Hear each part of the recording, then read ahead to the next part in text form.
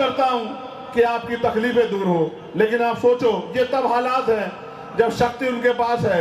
एक दिन आएगा, समय करवट लेगा, क्योंकि बाबा साहब अम्बेडकर आपके उंगली में वो शक्ति लेके गए हैं, जिसे चाहो चोटी में बिठा दो और जिसका दिमाग खराब हो जाए उसको उठा के चोटी से जमीन पर पटक दो।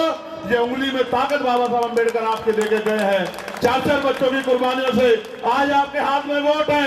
जब तक ये वोट है तब तक बड़े बड़े पैसे वाले, धन्ना सेठ, बड़े बड़े कुर्ते वाले, बड़ी बड़ी गाड़ियों वाले, बड़े बड़े महलों वाले आपकी बस्तियों में आएंगे, आपके पैर पकड़ेंगे, आपके बराबर में बैठेंगे, आपसे भाईचारे की बात करेंगे, आपके पैर भी छुएंगे, सर पे हाथ भी रखवाएंगे, वादे भी करेंगे।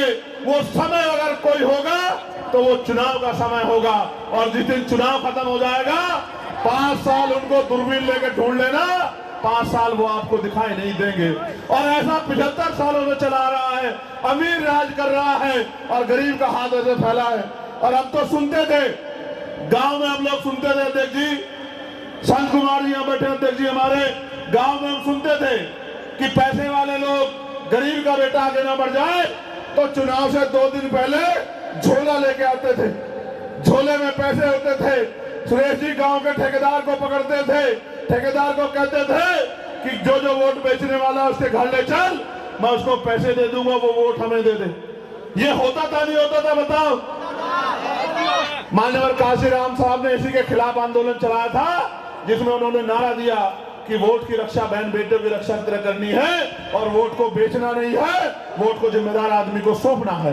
ये नारा मान्यवर काशीराम साहब ने उसी वोट की डकैती के ऊपर दिया था। लेकिन अब ये रात के अंधेरे में आने की जरूरत नहीं है। ये लोग बहुत समझदार हैं, ये समझ रहे हैं कि पढ़ लिख के आप समझदार हो रहे हैं, अब रात के अंधेरे में नहीं आते।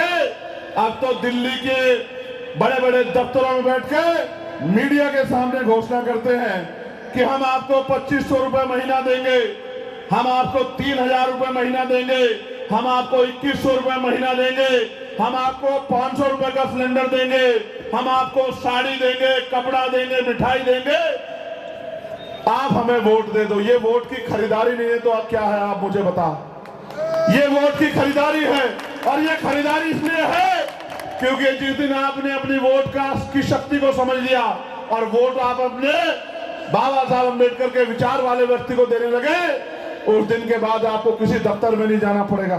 आप पता करा के देखना, मेरी लोकसभा में अभी एक गांव में कीचड़ हो रहा था अध्यक्ष जी, कीचड़ हो रहा था। बच्चों ने मुझे मैसेज किया कि सांसद जी हम स्कूल जाते हैं, बाबा साहब ने कहा था कि शिक्षा श्रेणी का वो दूध है जो पिएगा दहाड़ेगा।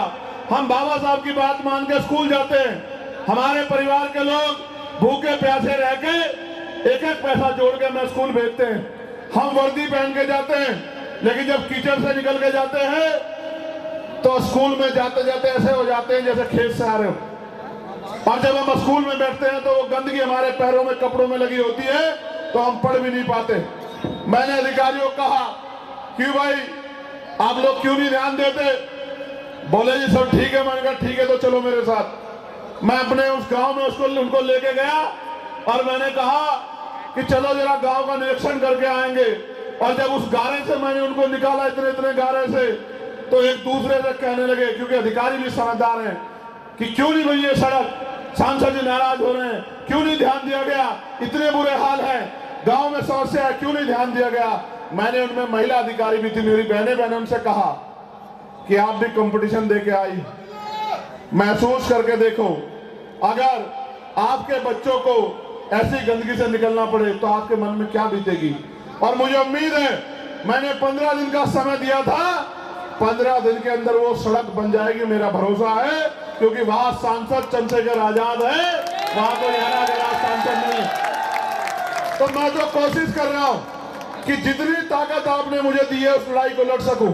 और मैं आपको विश्वास दिला कहता हूं कि अगर आपने इस गोकलपुरी विधानसभा में अब तक तो आपने जिसको चाहे मौका दिया, लेकिन इस बार आपने अगर भाई अरविंद जी को मौका दिया और 5 तारीख को केतली का बटन दबा दिया, और मेरी बात को याद रखना कि जिस दिन परिणाम आएगा और आपके आशीर्वाद से अरविंद भाई एमएलए बन गए, तो याद रखना किसी दफ्तर के बाहर जाके लाइन लगाने की जरूरत आपको नहीं पड़ेगी। इस बात का मैं आपको विश्वास दिलाता हूं।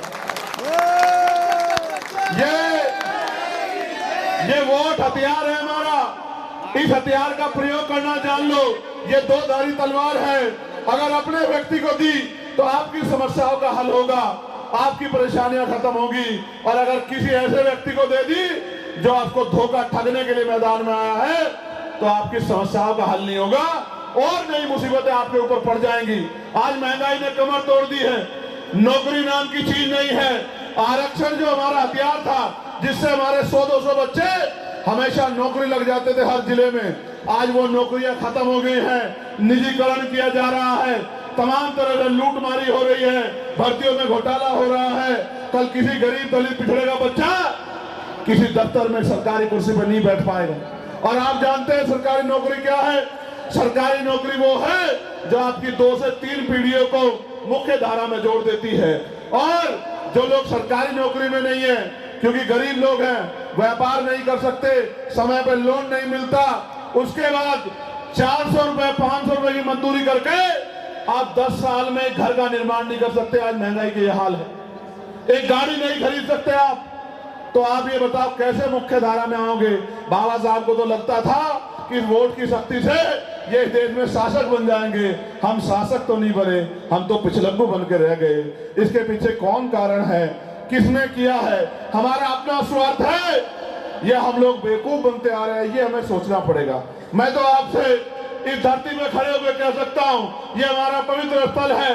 गोकुलपुर के मेरे प्यार के लोगों, मैं आपको जिम्मेदारी से कह रहा हूं, चंद्रशेखर आजाद मिट तो सकता है लेकिन झुक नहीं सकता। मेरी बात को आप याद रखना। चंद्रशेखर आजाद घर तो बैठ सकता है लेकिन आपके सम्मान स्वाभिमान, आपके अधिकारों से समझौता नहीं कर सकता किसी तरह का। मैं आपके का असल खून हूं, मैं आपको ये कहने आया हूं, मैं आपसे मदद मांगने आया हूं। आपने हमेशा मेरी इज्जत रखी है, एक बार मुझे वोट की शक्ति को भी दे दो, फिर आप देखना कि चंद्रशेखर आजाद और अरविंद भाई, महेश जी सब लोग, हम लोग मिलके किस तरह से गोकुलपुरी को ऐसी विधानसभा बना देते हैं कि सारे विधायक आके यहाँ देखा करेंगे और हर क्षेत्र की जनता ये कहा करेगी कि हमें तो उसी पार्टी का विधायक बनाना है जिस पार्टी का विधायक गोकुलपुरी विधानसभा में है, क्योंकि इतना काम उस व्यक्ति ने कराया है जितना काम 50 साल में सरकारें नहीं करा पाई। मैं आपसे हाथ जोड़ के ये प्रार्थना करता हूं कि आप इस लड़ाई में हमारी मदद करना। और मैं आपको भी कहना चाहता हूं कि ये आप ध्यान रख लो, अभी अभी आप पे हथियार है, आने वाले समय में सरकार कभी ईवीएम के जरिए और कभी और तरीकों के जरिए इस हथियार को भी हमारे छीनना चाहती है। हमें समझदारी दिखानी पड़ेगी। और नौजवानों को मैं कहूंगा, बहुत जोश है उनके अंदर, इस जोश को 6 दिन फील्ड में लगाओ, घर घर तक पहुंचो, चुनाव चिन्ह पहुंचाओ, अपनी बात पहुंचाओ, अपील करो लोगों से। और जिस दिन वोट पड़ेगा बूथ की जिम्मेदारी उठाना, एक एक वोट पोलिंग परसेंटेज कराना, पूरा 100%, एक एक वोट को बूथ तक लेके आना। और जब आपका बैलेट की मशीन बंद हो जाए, फॉर्म 17C लेके तब आके घर में सोना, और फिर 8 तारीख को सुबह सुबह जाके एजेंट बन के और एक एक वोट की गिनती करवाना, अपनी वोट की चोरी मत होने देना। फिर आप देखना, जब आप सजग प्रहरी बन जाओगे तो आपके अधिकारों पर कोई डाका नहीं डाल पाएगा। अभी मैं वहां था सीरसगढ़, महाराज इंद्रदास जी ने मुझे कहा कि भाई हम लोग चंद्रशेखर, बेगमपुरा हमारी ट्रेन जाती है एक्सप्रेस, उसमें गंदगी होती है, कोई सुनने वाला नहीं है, हम 50 लाख रुपए देते हैं ट्रेन के, वो ट्रेन यहाँ से बनारस जाती है भाई, हम सबको कह के थक चुके। अब हम आपसे उम्मीद करके बैठे हैं कि हमारा बेटा संसद में है, वो हमारी मांग को उठाएगा। मैंने तत्काल ही रेल मंत्री से मिलके उस ट्रेन में सफाई कर्मचारियों की व्यवस्था कराई। आप पता करा के देख लेना। महाराज जी ने मुझसे कहा, जब मैंने कहा कि महाराज जी आपने जो आदेश दिया था वो पूरा हो गया, महाराज जी ने कहा मैं तो जानता हूं, राज होगा तो काज होंगे। अभी तो हमारा एक बच्चा गया है, जिस दिन हमारे बच्चों की संख्या वहां सैकड़ों में होगी, उस दिन किसी काम के लिए हमें हाथ नहीं फैलाना पड़ेगा, हम इधर कहा करेंगे, हमारा काम हो जाया करेगा। मैं आपसे बस यही कहना चाहता हूं, मेरे जाने के बाद पैसे वाले लोग आएंगे, बड़े बड़े कुर्ते वाले लोग आएंगे, कोई ये कहेगा ये फ्री कर दूंगा, कोई कहेगा वो फ्री कर दूंगा। मैं कह रहा हूं, एक मौका आप चंद्रशेखर आजाद को दो, आपको फ्री की जरूरत ही नहीं पड़ेगी। हम लोग रोजगार पैदा करेंगे जिससे आपके घरों में पैसे आएंगे। महिलाओं के लिए रोजगार की व्यवस्था करेंगे, कुटीर उद्योग लगा के, जिससे आपके घरों में काम आएगा। अपने नौजवान भाइयों को के लिए रोजगार की व्यवस्था करेंगे जिससे आपकी जेब में पैसा आएगा। जब पैसा आएगा तभी तो आप इस देश की आर्थिक व्यवस्था में योगदान कर पाओगे। मैं आपका पुनः धन्यवाद करता हूं, यहाँ की टीम का धन्यवाद करता हूं, संचालक कमेटी का धन्यवाद करता हूं। एक बार जोर से बता दो, ये देख रहे हो नहीं देख रहे हो? ये क्या है? जोर से बताओ। मेरी अकेले की आवाज आपसे ज्यादा है, जोर से बताओ। नहीं, जोर से बताओ। ये क्या है? ये केतली नहीं है, ये अलादीन का चिराग है। देखते हैं, देखा नहीं देखा आपने बचपन में टीवी में अलादीन का चिराग? पकड़ना भाई इसको। और जब अलादीन के चिराग पे ऐसे घिसते हैं तो क्या निकलता है उसमें से? इसमें से कौन निकलेगा? जैसे ही आप इसको भर दोगे और फिर 8 तारीख के बाद इसको घिसोगे तो कौन निकलेगा? और अरविंद क्या कहेगा आपसे? अरविंद आपको देख के दरवाजा बंद नहीं करेगा। अरविंद आपको देख के एसी में पड़ के नहीं सोएगा। अरविंद आपको देख के दरवाजा खोल के कहेगा कि मेरे सर पे हाथ रखो, मुझे काम बताओ।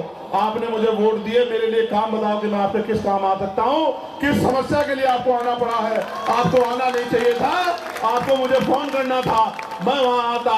आप मालिक हो, मैं आपका सेवक हूँ। ये आपको अरविंद से सुनने को मिलेगा। और बाकी से क्या सुनने को मिलेगा? आप दरवाजा खोलोगे तो क्या होगा? नेताजी गेट खोल के कह देंगे कि यहाँ नहीं रहते नेताजी, नेताजी गए घूमने के लिए, 10-15 दिन बाद आना। अब आपको तय करना है कि आपको किसका साथ देना है। बहुत बहुत धन्यवाद। मेरे साथ नारा लगा लो जोर से, जय भीम।